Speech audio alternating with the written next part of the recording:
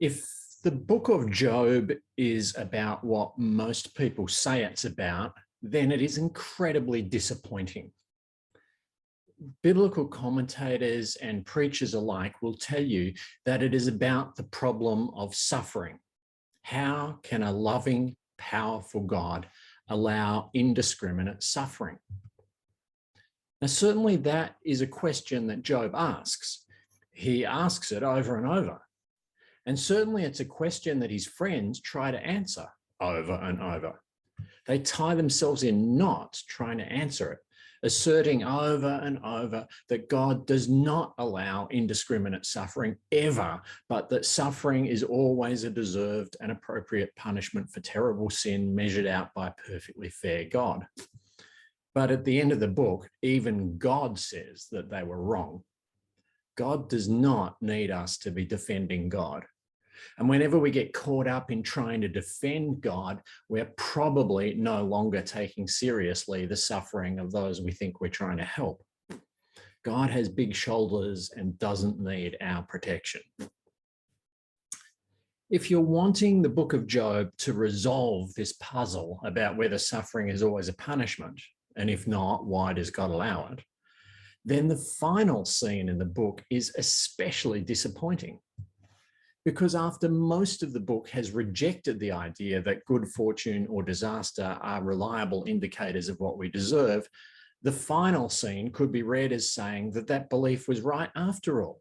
God was so pleased with Job's passing of the test that Job then won the lottery and was rewarded beyond his wildest dreams. Read as though it was supposed to be a proper theological answer to that question, it completely undoes itself. But it was probably never intended to be such an answer.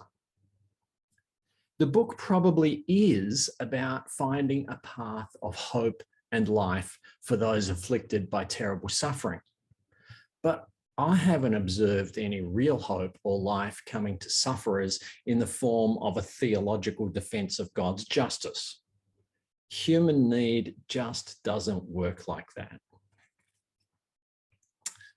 I've had a Job episode, although, to be honest, my suffering paled into insignificance next to his, but it was real enough to me at the time. My first marriage ended when I was only 24. When my then wife went out one night with a work colleague, had sex with him, and started packing up her things and moving out the next day. Like Job, I had grown up believing that if I was careful to always do the right thing, God would reward me by ensuring that things worked out well for me.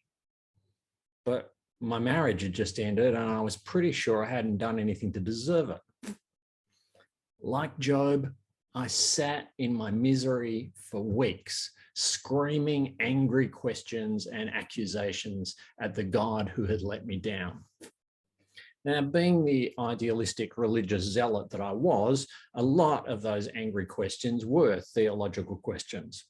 But looking back, I don't really think that careful theological answers would have helped at all. What was in play was bigger than the right way to think and talk about God. Like Job, the answer that came for me was not really an answer at all in those theological question and explanation terms. Like Job, the answer that came for me came as a vision of God's presence with me. I'm not claiming some miraculous supernatural vision. I'm sure it was just a picture in my head, in my imagination, although it did seem pretty real to me at the time. As I sat slumped on my floor, all out of words, almost out of tears, too exhausted to even maintain my rage, I saw Jesus walk into the room, sit down on the floor beside me, put his arm around my shoulders, and burst into tears. He didn't even say anything. He just sat there with his arm around me, sobbing his heart out. And none of my angry theological questions mattered anymore. With the benefit of more than 30 years hindsight, I would say that there was a theological shift in that moment. in which I went from thinking of God as external to our world of suffering, just kind of looking in and pulling a few strings, to recognizing God as being inside the experience of suffering, as being a fellow sufferer. But I couldn't have identified any of that at the time, and I wouldn't have cared to. All that mattered to me at the time was to discover that Jesus loved me and that he was hurting as much as I was, and for much the same reasons. Unlike Job, I didn't then immediately win the lottery, become obscenely wealthy, go on to have 10 children and live for another 140 years. Although the jury's still out on that last one, if I can just hang in there for another 107. I did win the love lottery second time round, but like many who object to the ending of the book of Job, I know that that is far from guaranteed to all, and I hope I never take my beautiful wife and daughter for granted. Job's experience is quite a bit more interesting than mine. And while I'm one who has often been dismissive of the opening and closing scenes that have a completely different style to the rest of the book and probably were added later, I'm coming to see that though different, they do give some really valuable insights into Job's story. All the middle part, which is most of the book, is the in the moment stuff. Job in the midst of his suffering.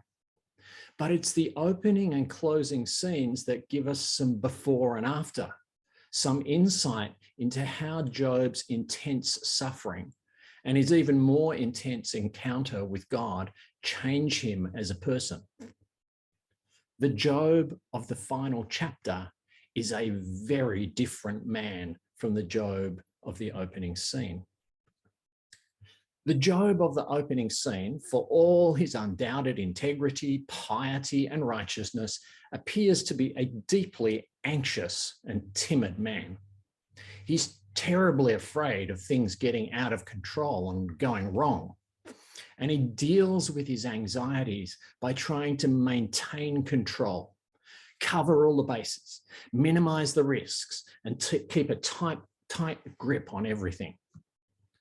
This is a guy who, we are told, regularly offers sacrifices on behalf of his adult children in case they have done anything wrong. Not because they have sinned or when they have sinned, but in case they have sinned. Just imagine for a moment what it would have been like to have been one of Job's children back in his pre-disaster days. Or maybe you don't have to imagine, maybe that was your reality. But if not, imagine what it is like to have a highly anxious, religiously obsessive parent who is so fearful of even the possibility of sin that they watch over your every move like a moral police helicopter, shielding you from every suspect influence, compulsively offering sacrifices in case you have sinned, and probably expecting you to be pathetically grateful about it too. A big part of what's often going on for people like that is that they believe at some level that God is like that. They believe that God is obsessed with control and is hung up over every little detail of our behavior and takes no joy in anything except the most rigid and meticulous compliance. And when you believe God is like that, you're naturally afraid of upsetting such a God, and you quickly end up just like that yourself. But by the end of the book, Job is completely transformed.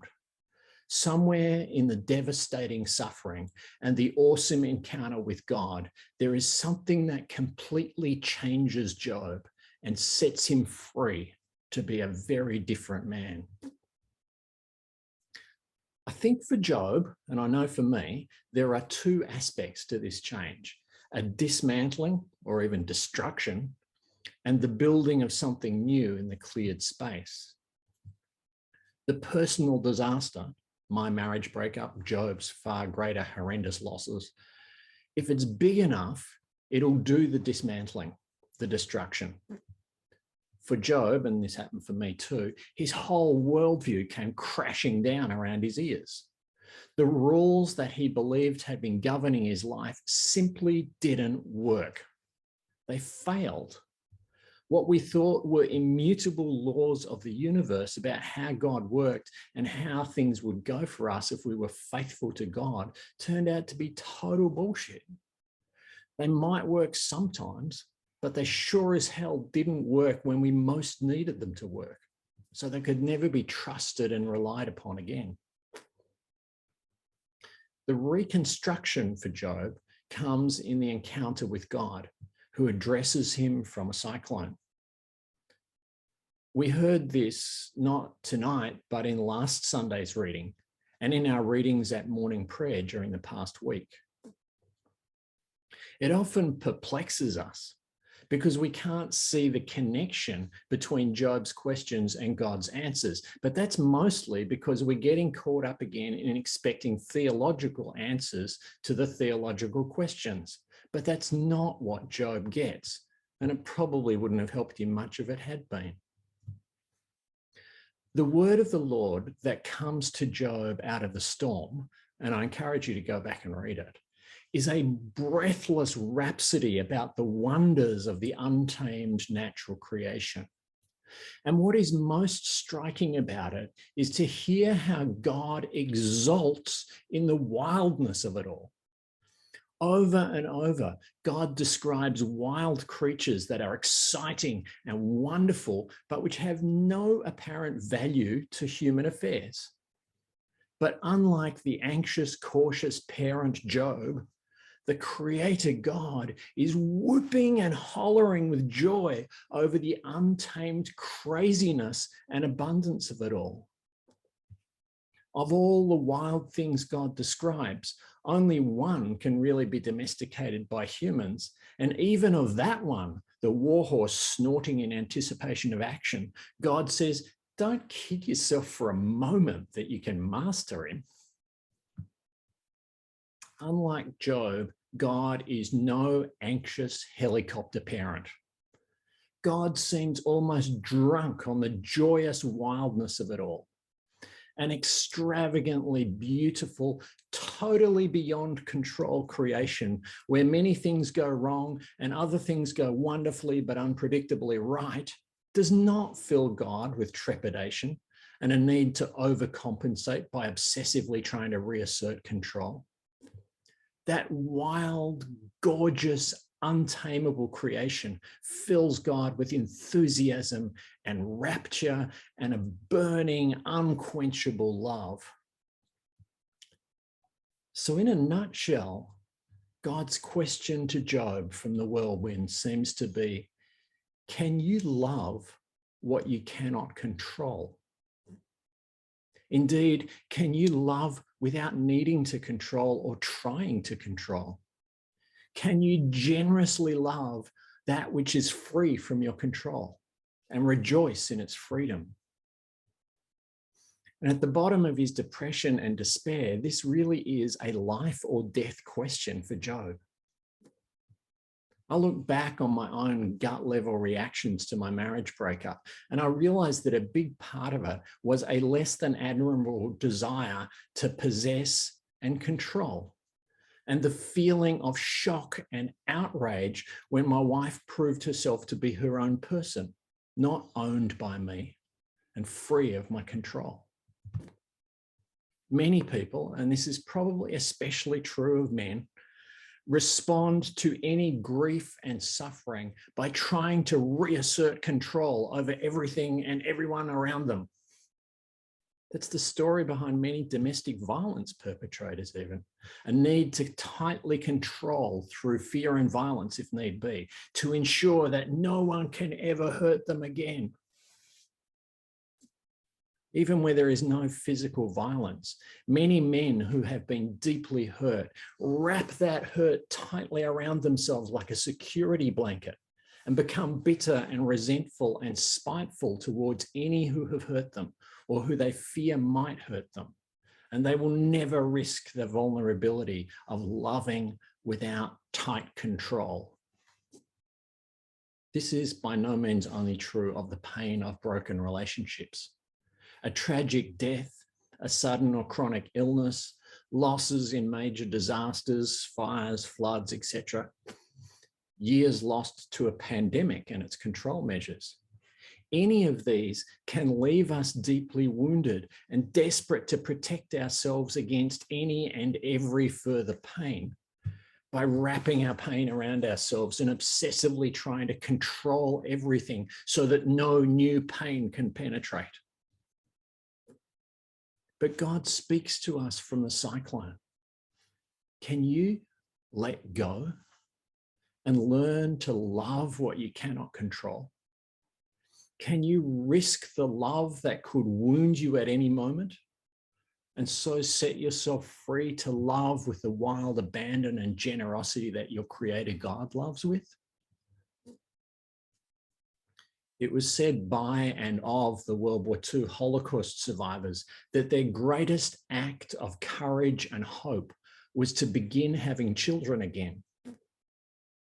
When you've seen the worst that the world can dish up, and you've learned that there's nothing you can do to ensure that it never happens again, choosing to reinvest in the future is an act of crazy hope.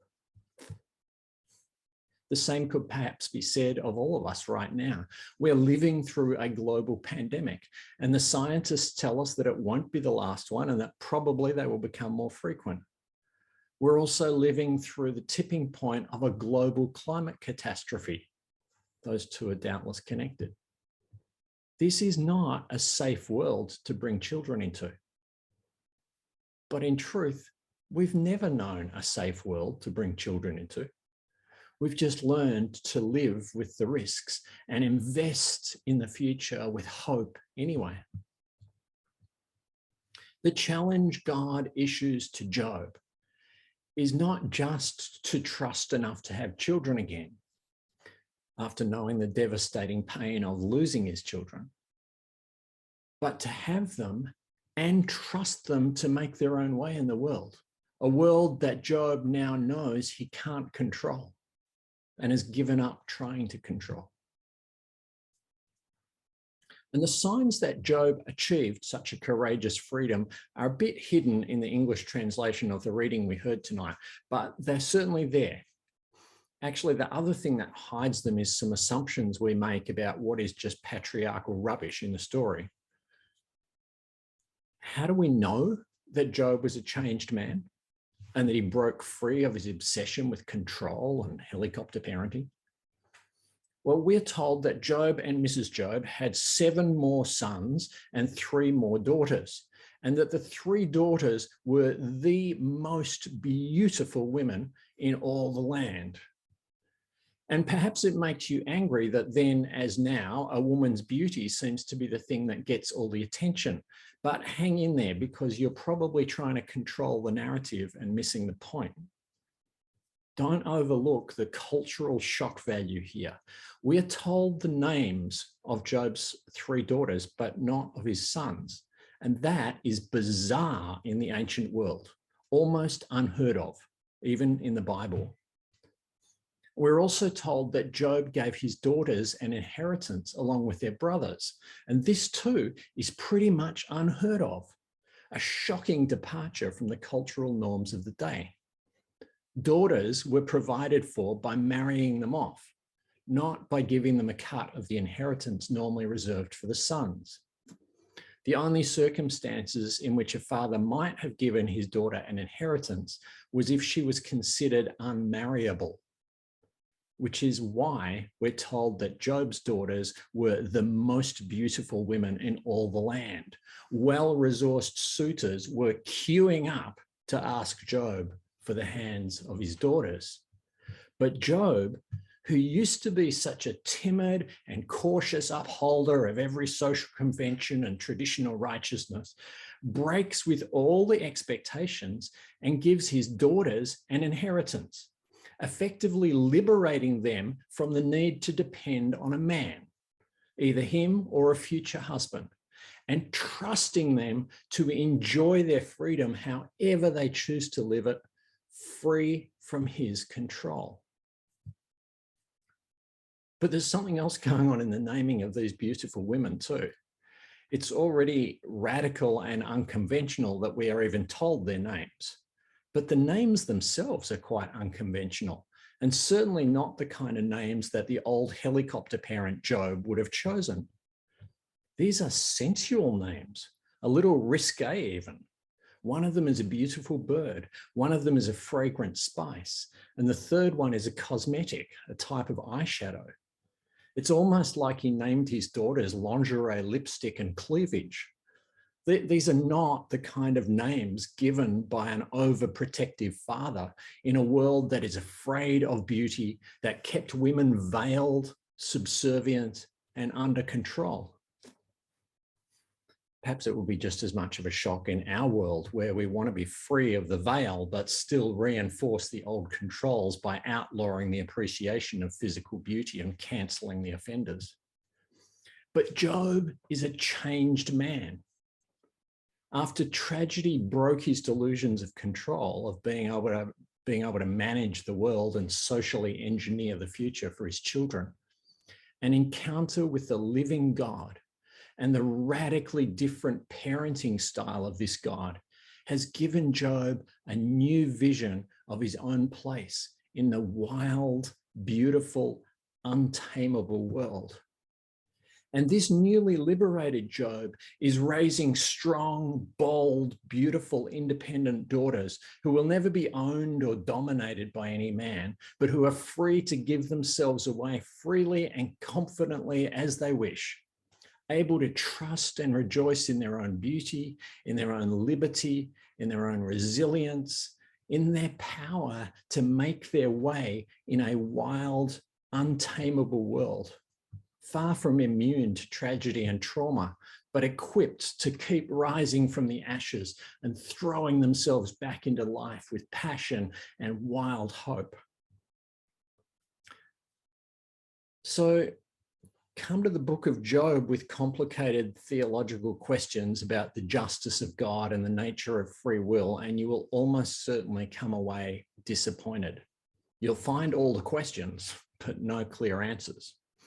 Just like life, really. But come to the book of Job looking for the wisdom for life that can emerge from tragedy and suffering, and you just might strike gold.